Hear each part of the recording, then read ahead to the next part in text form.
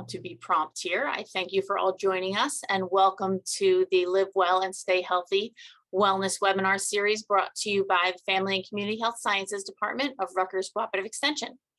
My name is Rachel Tansey and I am the Family and Community Health Sciences educator here in Monmouth County, and I will serve as your host today. I'm very excited to be hosting this presentation on 10 inflation fighting hacks for older adults.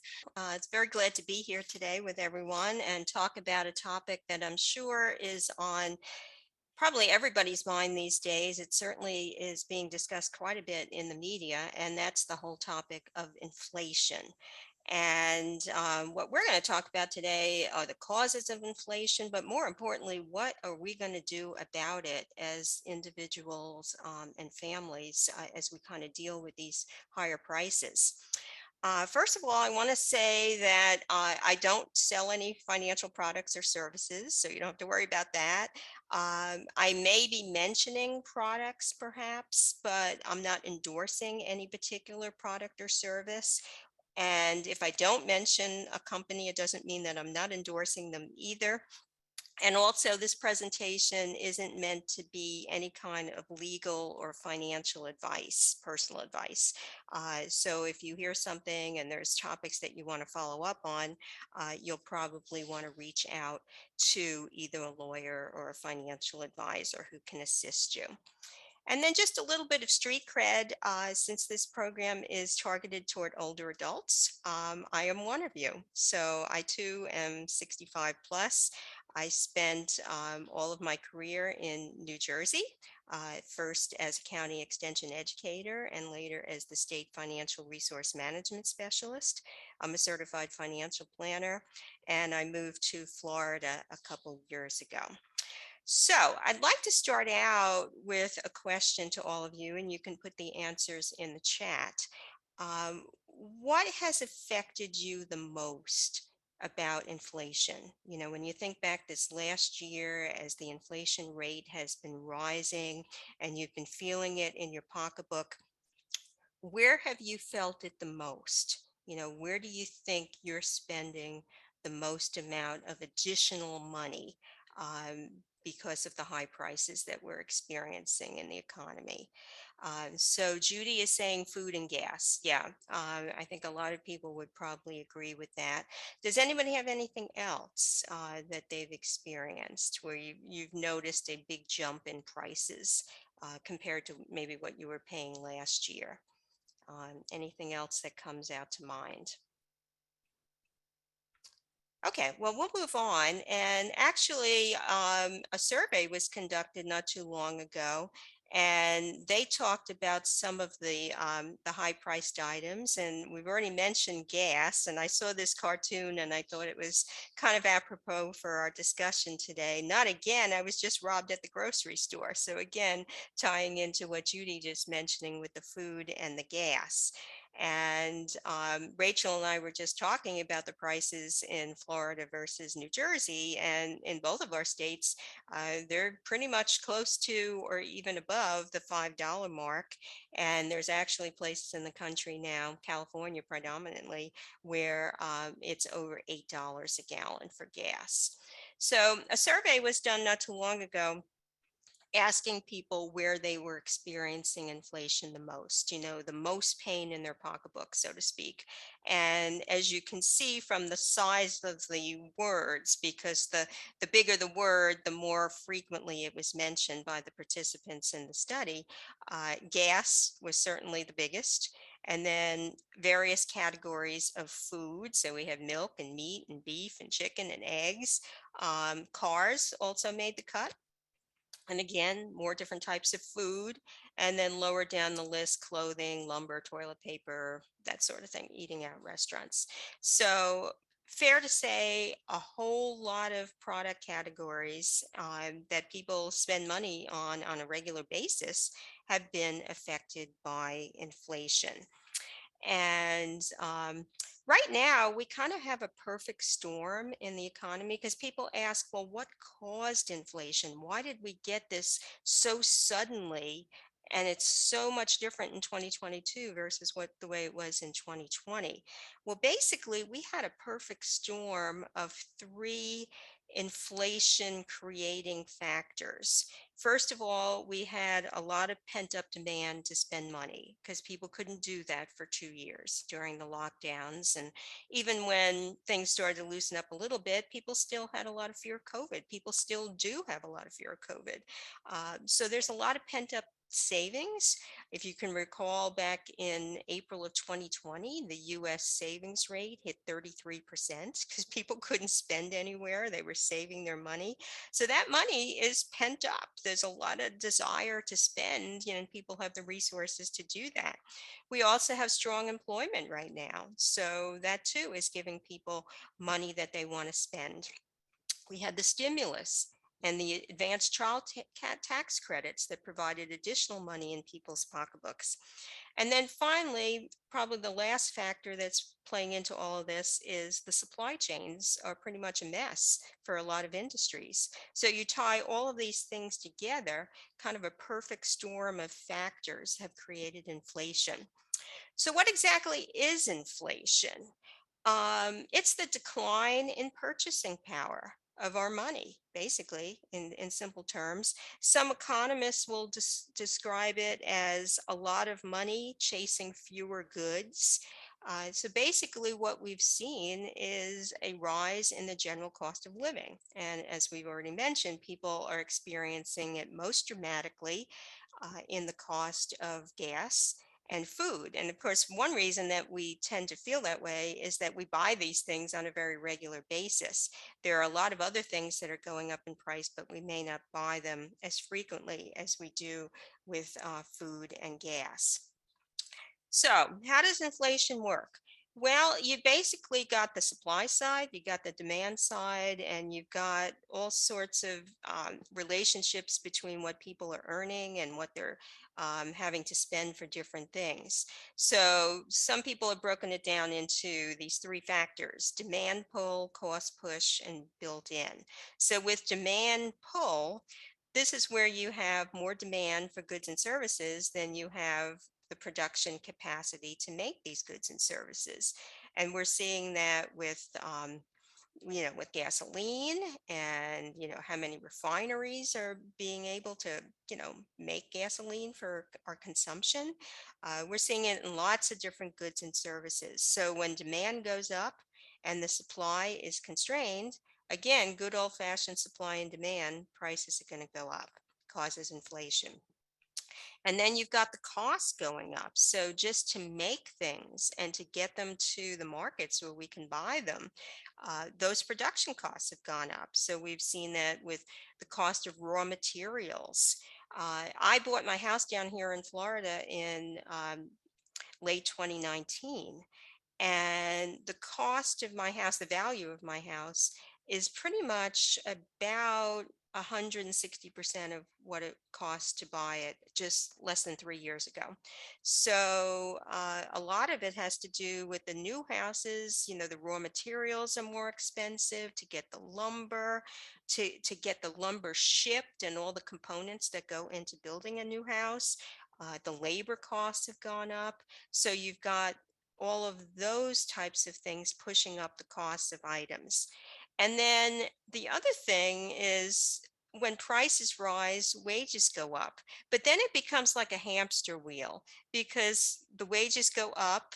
And then companies, restaurants, let's say, have to charge more for food because they have to pay their waiters and servers and cooks more. And then you just get this hamster wheel of um, accelerating wages, putting pressure on prices, which puts pressure on people to earn more to buy the things that they want to buy. And that can cause inflation. So, again, it really comes down to a supply and demand situation. And things are kind of out of balance right now.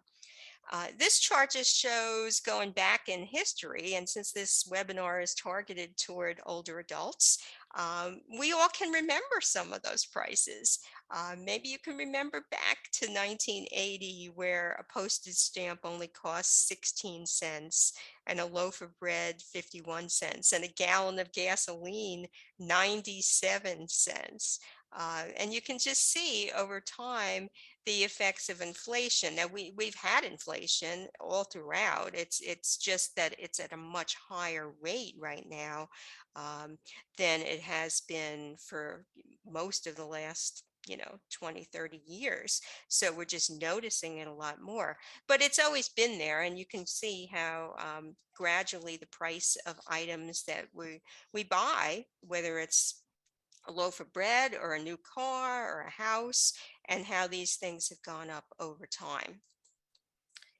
So when inflation started to kick up its rates, and it became obvious that it was a lot higher than it had been pre-COVID. Initially, people were saying it was going to be transitory, that transitory word that it's going to be like here today, gone tomorrow kind of thing. And what we've come to realize this last year is that due to all those factors that I just mentioned, it's going to be around for a while. This is not something that's going to go away in a month or two. It's going to be something that we're going to have to live with for a while, not forever. We're not going to have these 8.5% rates forever, but we're going to have to be living with some higher prices for a while. So it's obviously not been transitory. It's something that we've been dealing with for the better part of a year now. And the most recent rates have been pretty concerning. And you can see on the chart there, the rates of inflation spiked quite a bit in late 70s, early 80s. And I think we all can remember those late Jimmy Carter, early Ronald Reagan presidency years when inflation was very high. I was in the housing market at that time, and I can remember what the mortgage rates were at that time. But of course, CDs were paying 14% at that time too. So there was, everything was kind of relative.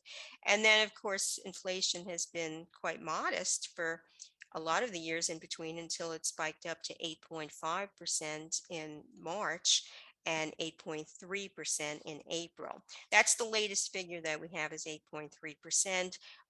The May number will be released at the end of this week. So look for a report, probably on Friday, that will give you the most current inflation rates.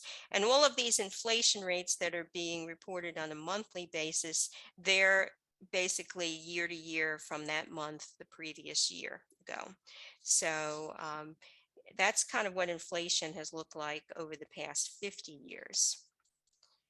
And then just looking at the last decade or so, you can see what the US inflation rates were. So again, it's been pretty modest. And we had some of you that are getting Social Security might remember that there were a couple of years in the mid 20 teens where there basically was no cost of living adjustment on Social Security because the inflation rates were so low versus the adjustment that we got this year was, of course, much higher because of the inflation that we experienced in 2021.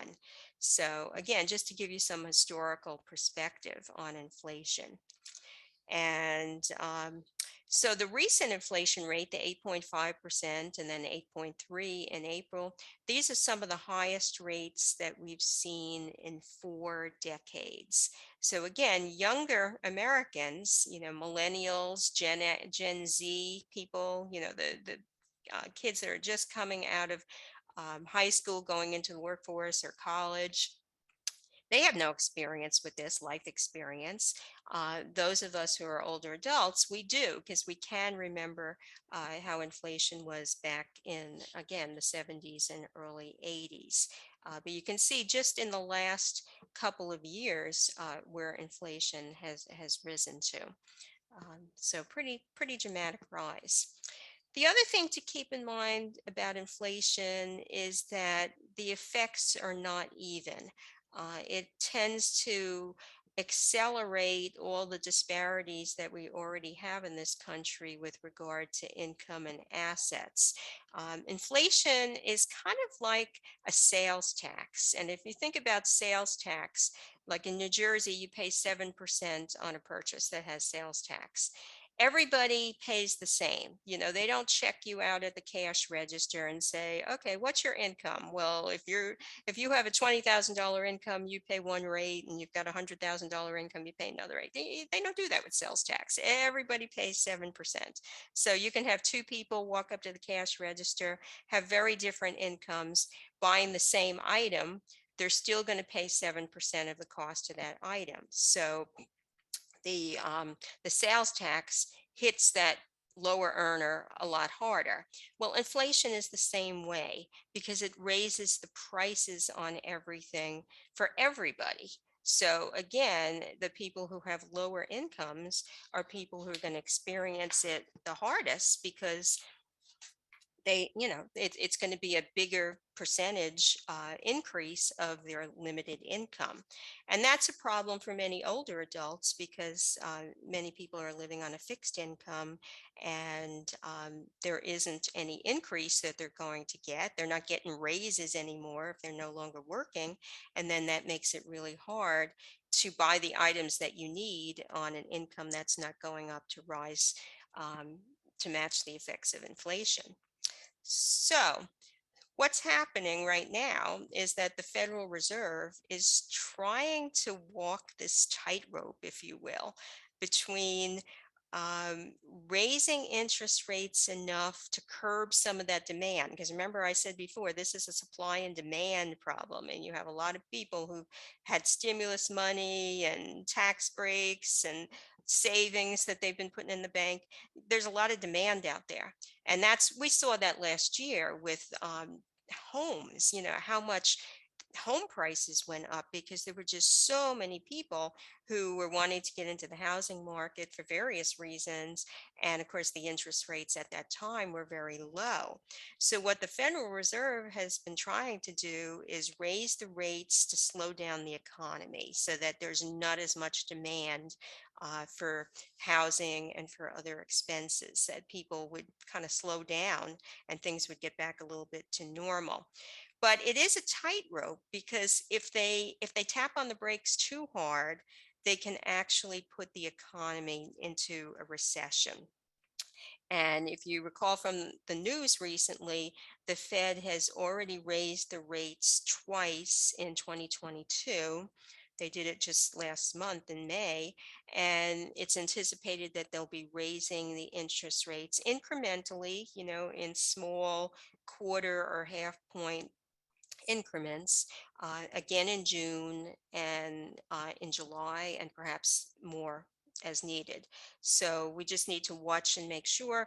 Uh, Many economists are kind of split on this. Some think that they'll be able to do what they call a soft landing, if you can kind of picture an airplane kind of making a soft landing on a runway and not causing major damage to the economy.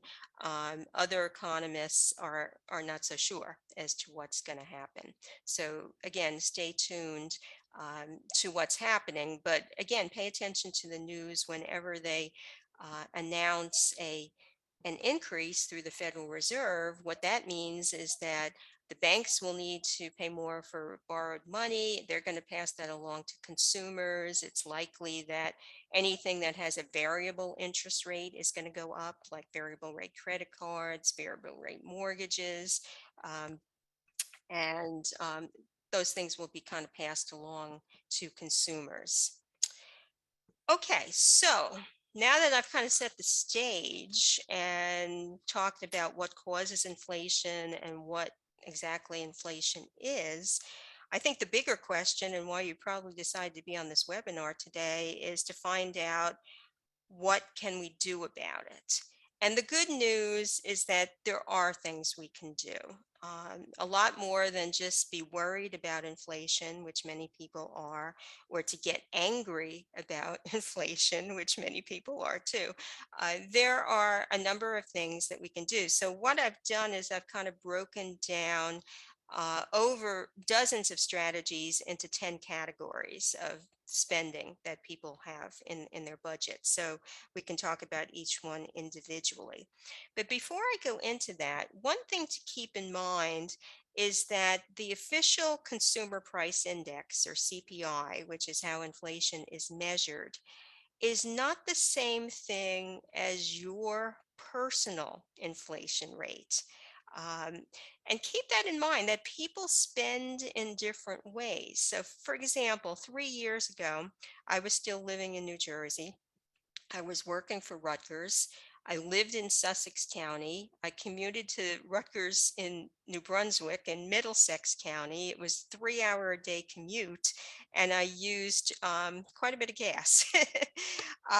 Now I'm a full time entrepreneur. I work at home. My commute is, 3 seconds to walk into my home office here.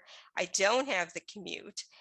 And many of you, if you're not working anymore, you may not have a long commute either. So you may not be using gas in the way that perhaps a younger person who's, got a long commute and working would be using it. But again, you may be spending more for medical care. Or maybe more for entertainment and recreation costs or things like that. So, what you're seeing on the slide is the weightings that what they call the BLS, the Bureau of Labor Statistics, uses to calculate the CPI, but your percentages are going to be different. So just kind of keep that in mind that inflation affects different people in different ways. Um, Younger people may be more affected by housing, particularly if they're scrambling now, as many are, to get into the housing market. If they didn't do it last year when the rates were low, they're just trying to do everything possible to lock in rates and beat the price increases on interest rates for mortgages. So housing may be affecting a younger person a lot more. Many older adults may have their mortgages paid off, and that's kind of a non-issue for them. So again, it might be more the medical care that might be of interest to an older person. So think about your own spending and where you think the CPI is affecting you the most. And it may be that the things that are making the headlines in the news really aren't the things that are causing you the most amount of concern. So it is kind of personal. But let's start out with the different categories. So obviously groceries is a big one. Food is something that was mentioned before. And in that survey that I mentioned, also people picked out different types of food that they were concerned about price increases for. One way that you can kind of fight back, and what I'm really talking about here is strategies where you can kind of claw back what inflation has taken away. So inflation has taken away a certain amount of your purchasing power just by the increased prices that we're paying. So what you want to do is kind of try to claw it back. So if you're paying, let's make up a number, $200 a month more for things because of inflation. And those things could be groceries, they could be gasoline, other items that you've noticed price increases for. Um, if you're paying $200 more for those, maybe what you want to try to do is come up with strategies where you can save back that $200, claw it back off the ledge, if you will. You want to use an analogy. So again, each of these 10 categories will give you strategies to do that. So one is to make substitutions. Instead of buying national brands, for example, buying store brands. I always see generics mentioned, but quite honestly, I don't know that I've seen the generic foods, with the white and black and white labels. I haven't seen those in years, probably decades now, but certainly store brands for sure. And, unless you've got a coupon or double coupon situation with a national brand, you're likely to find that the store brand will be less costly. Eating less meat in your diet, more meatless meals, because meat is one of the areas where prices have gone up tremendously. So just having one or two more meatless meals in your diet might be a way to go. And that could be, bean dishes, rice dishes, pasta dishes, vegetable stir fries, eggplant. I love eggplant. Things, things that don't involve meat. Certainly stocking up on sale items. So when stores have things on sale, for example, in a few weeks, those New Jersey blueberries will be hitting the markets, and that would be a great time to buy them when they're on sale and freeze them and be able to have those blueberries in January when you can't find them anywhere in the supermarket, or if you find them in the frozen section, they're very expensive.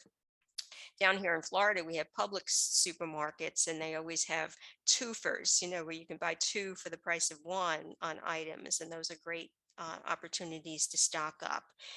Some people use warehouse stores. So if it pays, you might want to use, a BJ's or a Sam's Club or something like that. And sometimes when you have small families, you can kind of combine your resources and your shopping needs, because it may not pay for one small family to have a membership, but maybe combined with several others, you can shop for each other and make it work out economically. And then there's just cutting out the junk foods and eating less food. So I'll give you a personal example. Back at the end of February, I had a bad fall and I actually fractured my jaw. And for 10 weeks, all I could eat was soups and shakes, basically through a straw at the beginning. And so I ate a whole lot less food. Obviously, I couldn't eat anything that crunched or munched or anything like that.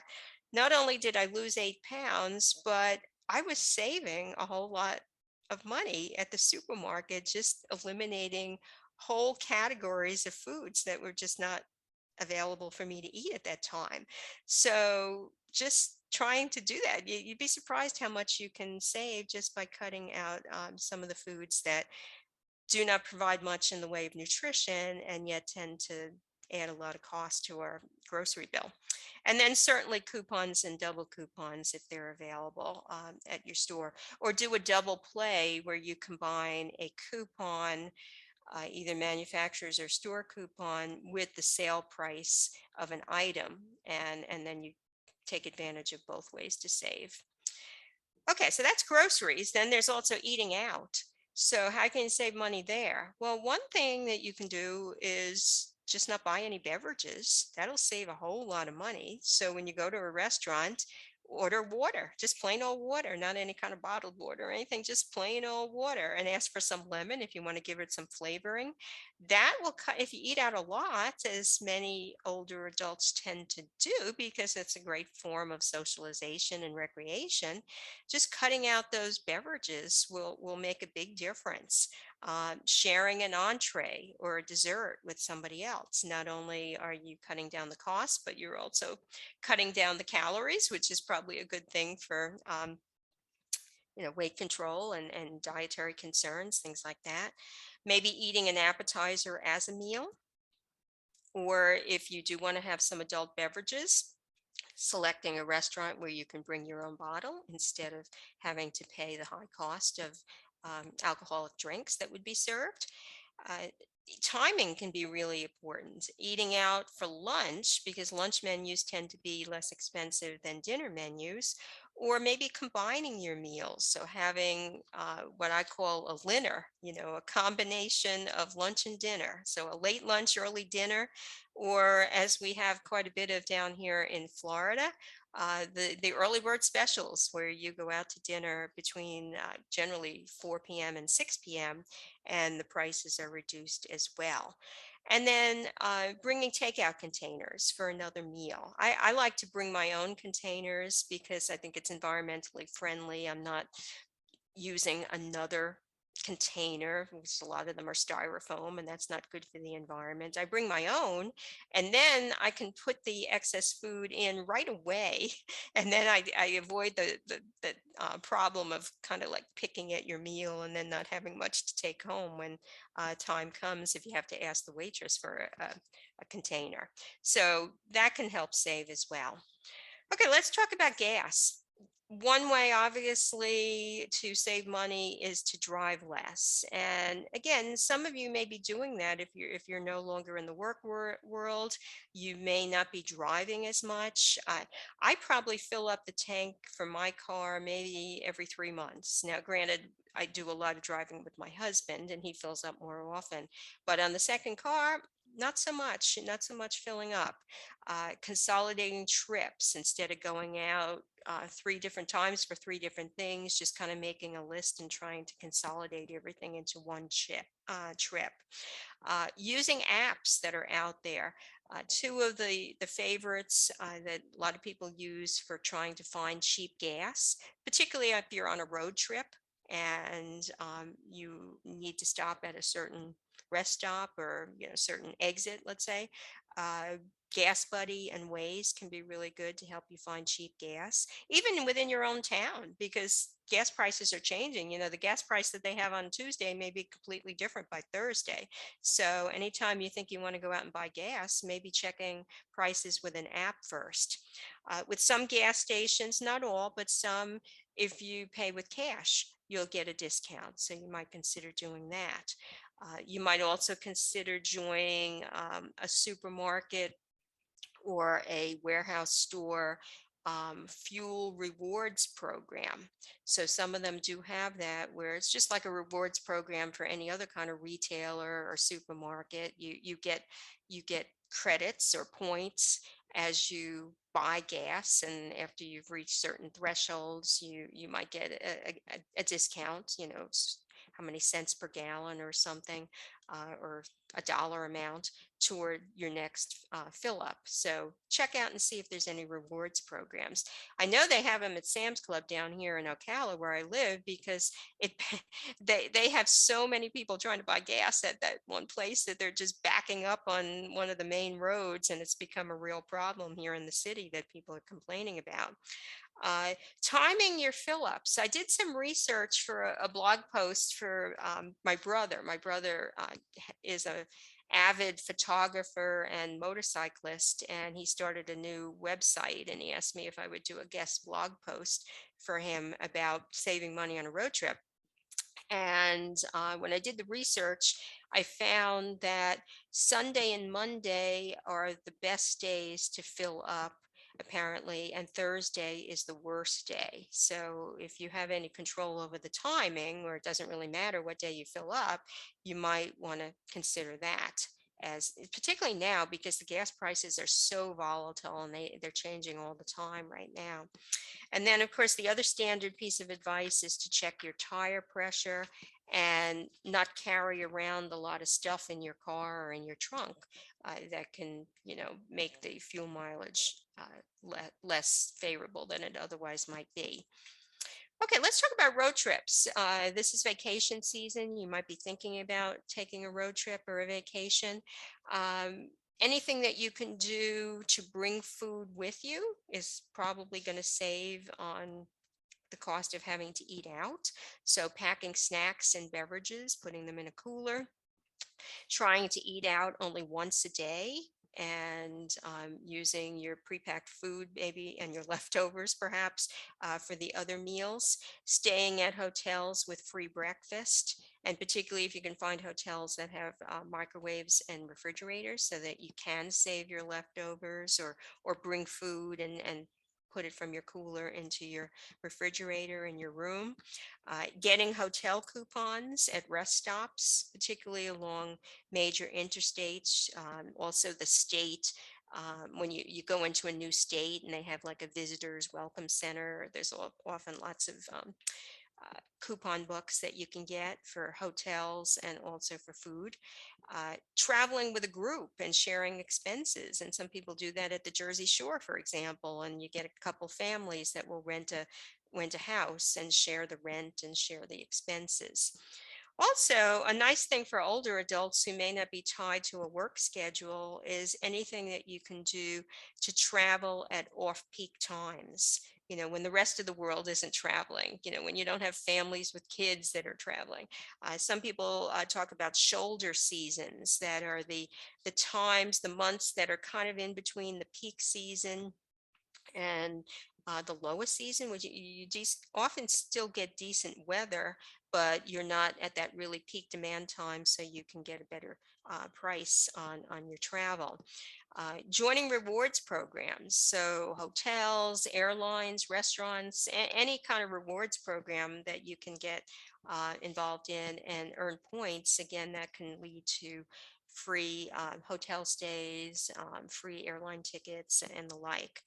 And then again, because gas is so high right now, you may want to consider having a daycation or a staycation.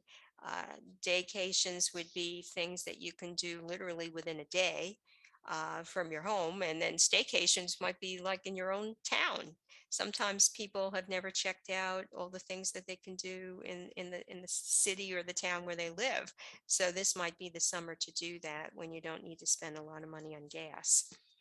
Okay, then there's utilities. So adjusting the thermostat is always a good idea if you're trying to save money on utilities. Ideally, what you want to try to do is have a little bit less of a gap between your indoor temperature and your outdoor temperature. So you want to be a little warmer in the summer, a little cooler in the winter. Using ceiling fans can help. Moving that air around, so maybe you don't have to run the air conditioner as much or at the setting that it might be otherwise be on. Turning down the water heater from 140 to 120, 130. About the only time you probably wouldn't do that is you have a really, really dirty laundry situation. Maybe you want to have a little bit hotter water, but generally speaking, the water heater can be turned down. Putting items like electronics, computers and peripherals, printers, things like that, on a power strip. And then when they're not in use, you can just turn them all off with the power strip. That's a good idea, not just to save money on electricity, but also right now when we're in thunderstorm season, you can kind of turn everything off very quickly with the power strip. Taking advantage of your utility companies' off-peak rates. I did that with my utility back in Jersey. We had a time of day meter, and we tried to do kind of elective things like the dishwasher and clothes washing after 8 p.m. at night and on weekends. So you're basically doing off peak. You're using electricity when it's not the workday, basically, and you can save money on that. So check with your utility as to how you can arrange to have that done. Changing your HVAC air filters regularly. That's a good thing because if they get clogged, your machine has to work that much harder to pump the air through, and then it's going to cost you money. The LED light bulbs, laundry being done mostly in cold, or if you want to go warm water, try to avoid the hot water because in most cases you can do the laundry in colder water. Again, cold or warm settings depending on your preference. Making sure that you empty your lint trap on your dryer because again, this can force it to work harder, and it's also a fire liability there. So you want to make sure that you are getting all that lint out so that your dryer will work at its optimum level. And then one thing that my husband and I just did recently, because our water utility just had a free incentive to do this, was to switch to a low flow shower head. Particularly if you have people in your family that take long showers, have that water come out a little bit less heavy. That's going to save some money on your water bill. So those are all tips that you can use to save money on utilities. Clothing, buying less, obviously, and often with older adults, we tend to buy less anyway because we've got a lot of clothes already. We're not in the working world necessarily, or if you're working from home, people only see you from the waist up. You can buy fewer clothes and shoes. Using sales again, just like with grocery stores, department stores have sales, they have coupons, so you want to take advantage of those. Retailers also have their loyalty programs, so You typically will buy a certain amount of merchandise, which will convert to points that will earn you various rewards. And again, it could be a cashback coupon for, I get coupons from one store, $20. So you can go in and literally buy something for free if it costs $20. It's a wonderful thing. Thrift and consignment stores are great. Looking for deals online, so doing your shopping online. And then, of course, anything that you can do to repair items that you already have, whether it's alterations or sewing on a button, taking up a hem, anything like that, that can extend the life of that clothing as well. Okay, and then we've got the big ticket items. So we've seen big price increases in consumer electronics, certainly with cars, both new cars and used cars. One of the pieces of advice is if you can, try to wait inflation out. But I will say from personal experience, because it happened to me, my car died and my computer died just within the last 3 months since March.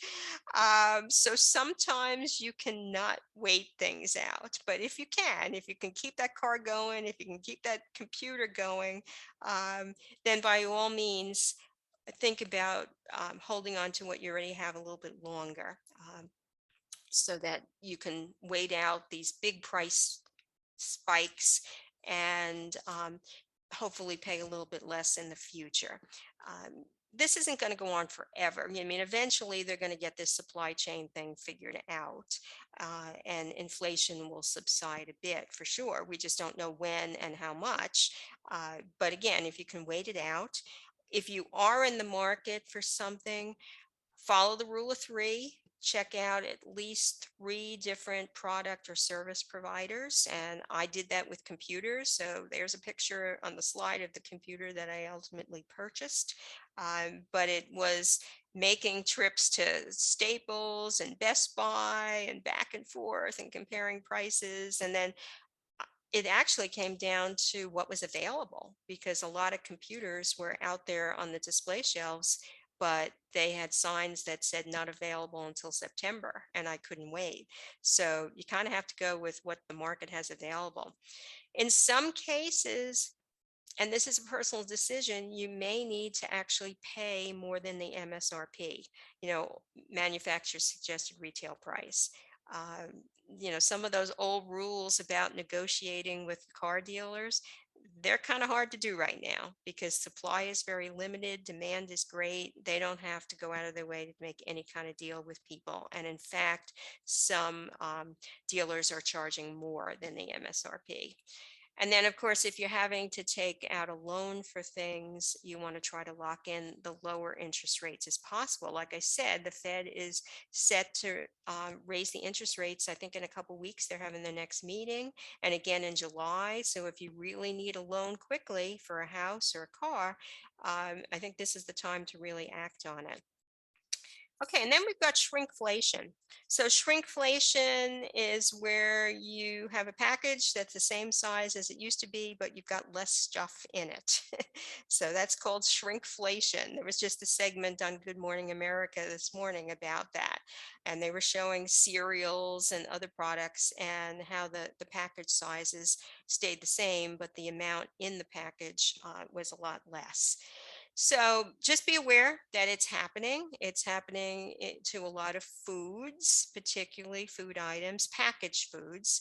So you'll want to pay attention to the package sizes. Probably your best barometer for the best price is the unit price. So check not only the label and the price that's on the shelf, but also check the unit price. How much are you paying per pound or per ounce of that item so you can figure out which is the best deal. And again, possibly waiting for sales and stocking up so that you can get a price break when one becomes available. And again, this is more pre-packaged foods, so things that are, produce, eggs, seafood. You're probably not going to see shrinkflation. You could see increases in the price per pound or something like that, but it's probably not going to be so much of a packaging item issue as just a price increase issue. And then just compare the store brands too, because what I've been reading suggests that the national brands are doing this a lot more than the store brands, as far as shrinking the amount that's in the packages. There's also been something that they've talked about called greedflation, which is where companies are just padding on to their prices basically because they can. So just be aware that that's taking place too. I want to end with a few slides to just talk about financial planning topics, saving and investing, because so far I've just been talking about consumer purchases. But we are in an environment right now where the stock market has a lot of volatility. And one of the reasons it's very volatile is because there's a lot of uncertainty. The war in Ukraine, the inflation, the pandemic still, just a whole lot of things are still not very clear what's going to happen. But as far as saving and investing goes, what you want to try to do is look at your total portfolio. And portfolio, I mean all of the different types of savings and investment products that you have. And ideally, what you want to have is that the return on those savings and investments together, not on any individual item like a savings account, but the combined return is hopefully ahead of what inflation and taxes are taking away. Because otherwise, you're losing purchasing power. If all of your money is in a savings account that is barely earning 1% and inflation most recently was 8.3, you can see that you're losing quite a bit, 7.3% of purchasing power. So there is a formula that you can use that shows you the minimum rate of return that you would have to get, again, on all of your savings and investments combined. And what you do is you take the inflation rate, divide it by 100 minus your federal marginal tax bracket, and that would give you the number. So if you're in the 22% bracket, and it's 6% inflation, uh, that would be 7.7% that you would have to earn to stay ahead of the taxes and inflation. And again, you're not going to get that on a bank account for any bank that I know. No way. But again, by having some money in stocks, perhaps, maybe some money in real estate, some money in cash assets for your emergency funds, the combination of all of the different places that you have your money, hopefully the return is either at the break even or pretty close to it. You might want to be laddering your fixed income securities right now because we're in an increasing interest rate environment. So, for example, if you're going to be buying some bank certificates of deposit or CDs, you might want to buy several CDs with lower denominations versus one CD with a higher denomination. And that way you can take advantage of increasing interest rates every time one CD rolls over. If interest rates continue to go up, you'll be able to roll it over into a CD with a higher interest rate. So that's something that you want to consider. Many people are purchasing Series I bonds. Currently, through the end of October, the rate is 9.62%. These are the inflation adjusted US savings bonds. And you get them through the treasurydirect.gov website, which is run by the US Treasury. And then probably the most important thing I can share with you is just to hang tough. Don't panic and sell stocks, just because the Dow Jones goes down 1,000 points or whatever. If you can just hang tough, hopefully you've got some money set aside in cash assets that can ride you through all this volatility that we have right now so that you don't have to panic and sell to be able to, meet your mortgage payment or pay your utility bill or something like that. So you definitely want to have a large emergency fund so that you can just ride out all this stock market volatility. And then finally, some other kinds of financial planning tips. Again, like I mentioned before, what you want to try to do is claw back what inflation has taken away from you in reduced purchasing power through all the various budget cuts that I suggested before. Um, be prepared for variable rate interest increases. So, if you have a variable rate credit card, for example, and it's tied to the Federal Reserve or some other market index, that rate is likely to go up every time the Fed is raising interest rates. So, the sooner you can get rid of that debt, try to pay off that credit card so that you're not going to be subject to higher interest rates on debt that you incurred, months ago. Try to get rid of that balance.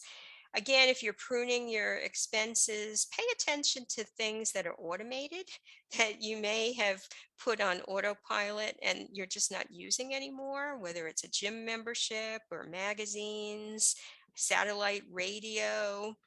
For example, if you're home a lot and you're not commuting, you may not need the satellite radio that was good for you when you had a long commute and you like to listen to the radio. So just be looking at all of your expenses, particularly the ones that are automated that just get charged to a credit card or a bank account. See if you still need those.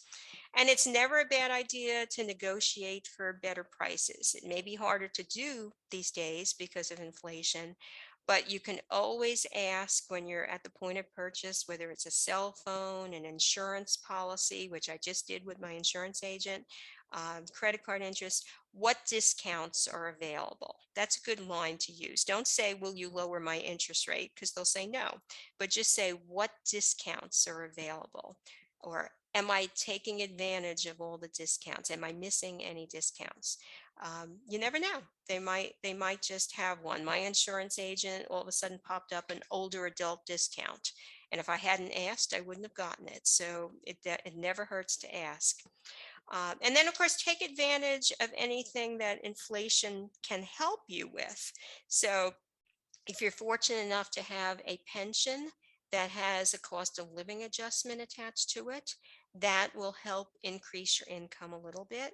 Social Security, the same. Everything I've been reading indicates that next year's Social Security adjustment will be a large one, similar to the way it was in 2022, because it's kind of building with all the interest rates increases that we've had the past 6 months or so.